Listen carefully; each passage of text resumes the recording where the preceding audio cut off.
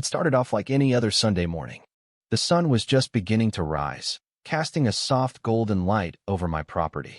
I was sipping my coffee, enjoying the quiet and calm of the morning, when I heard it. The unmistakable sound of a chainsaw loud, rough, and relentless staring through my backyard fence. My first thought was that I must be dreaming. I hadn't even had the chance to finish my coffee yet, so this couldn't be real, right? But then I heard it again, louder, closer, and this time it was followed by the unmistakable sound of wood splintering. I dropped my mug in shock, the coffee spilling across the table, but I barely noticed it. I rushed outside, panic rising in my chest as I looked around. And that's when I saw her. Karen, the self-proclaimed president of our HOA, standing proudly on my property with a bright pink VY sword, wielding the chainsaw like a weapon of war. And, if you can believe it, she was wearing a sequin sash that read, HOA President, a badge of honor that clearly meant she thought she could do whatever she wanted. She was sawing through the wooden posts of my fence like it was nothing. I stood there, frozen, unable to believe what I was seeing.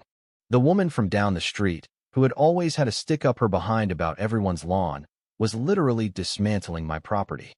My first instinct was to call the cops, but then I realized I was the sheriff of this county, and no one was going to come to my rescue except me. I stood there for a second, just watching her with my jaw hanging open, trying to wrap my head around what was happening.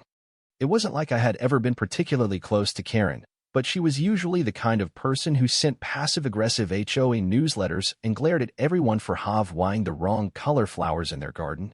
But this was on another level. I walked down the steps of my porch, hoping to get some answers. Karen, what in the world are you doing?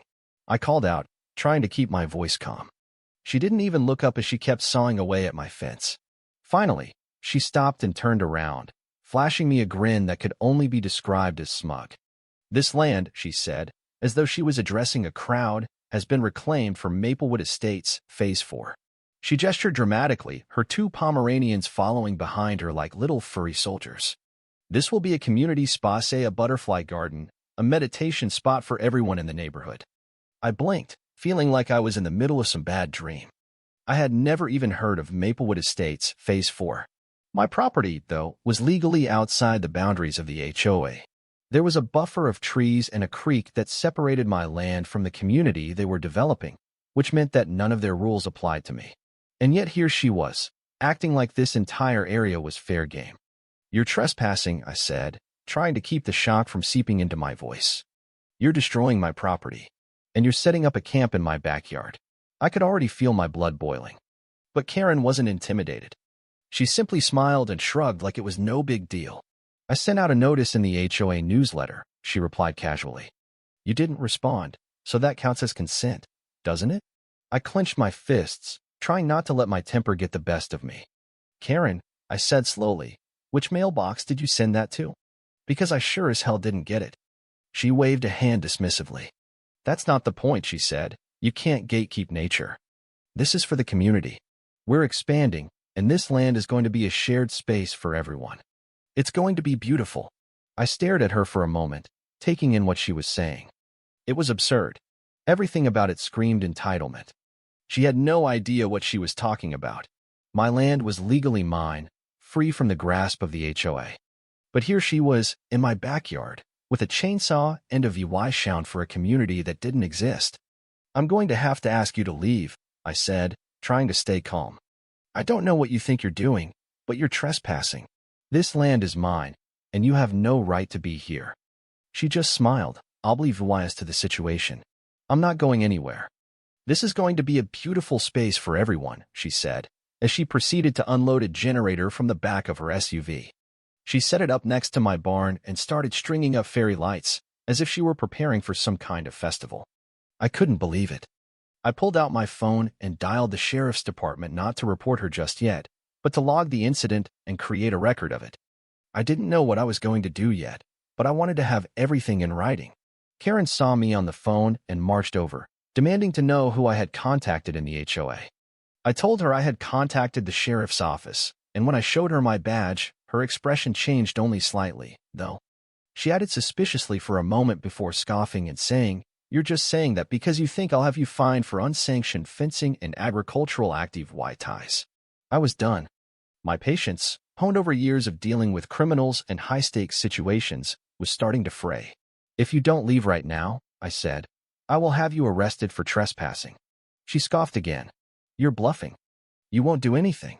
I let her go because I knew I didn't need to act hastily. I wasn't dealing with some petty criminal here. I was dealing with a woman so deluded by her sense of entitlement that she thought she could take over my property without consequences. But I wasn't about to let her win. Later that day, after she had begun decorating my backyard with garden gnomes and strange little signs, I made another phone call, this time to my lawyer. I needed to make sure I had everything covered before I took any legal action. The next day, I got the parcel maps and updated records from the county land office. Everything was in order. This land was mine, and Karen had no claim to it. But she still wasn't getting the message. She started to recruit other neighbors. First, she sent out flyers about her new community space. Then, she even set up a table with brochures about Phase 4 and invited people to join her cause. She didn't have the authority to do any of this, but it didn't seem to matter to her. She had her sights set on the land, and nothing was going to stop her. I was done being polite. I collected enough evidence, photos, videos, emails, and even recordings of her trying to recruit others to her cause. Doug, one of her followers, started to crack.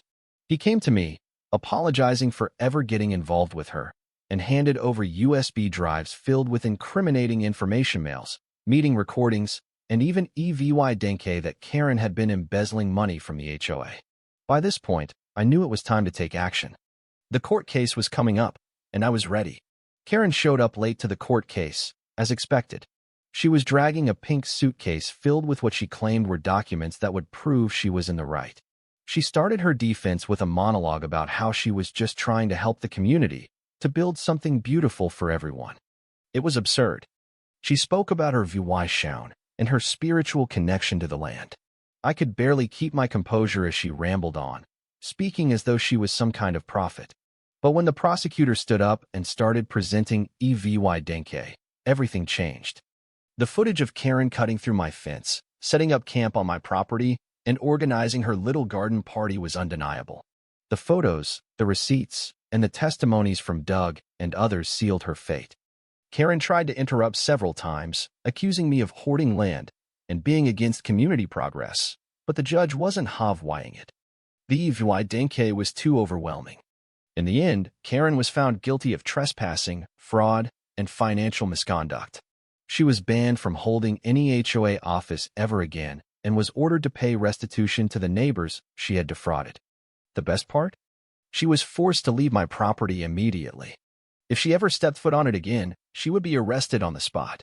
As Karen left the courtroom, she looked like a beaten dog. The smug grin she had worn throughout the entire ordeal was gone, replaced by a scowl of disbelief. She wasn't used to losing. I could see the anger building up inside her, but there was nothing she could do.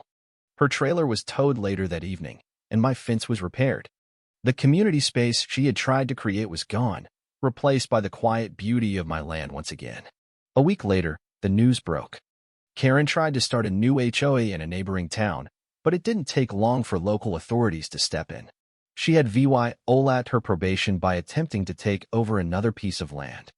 She was banned from all future HOA activities and placed under further legal scrutiny.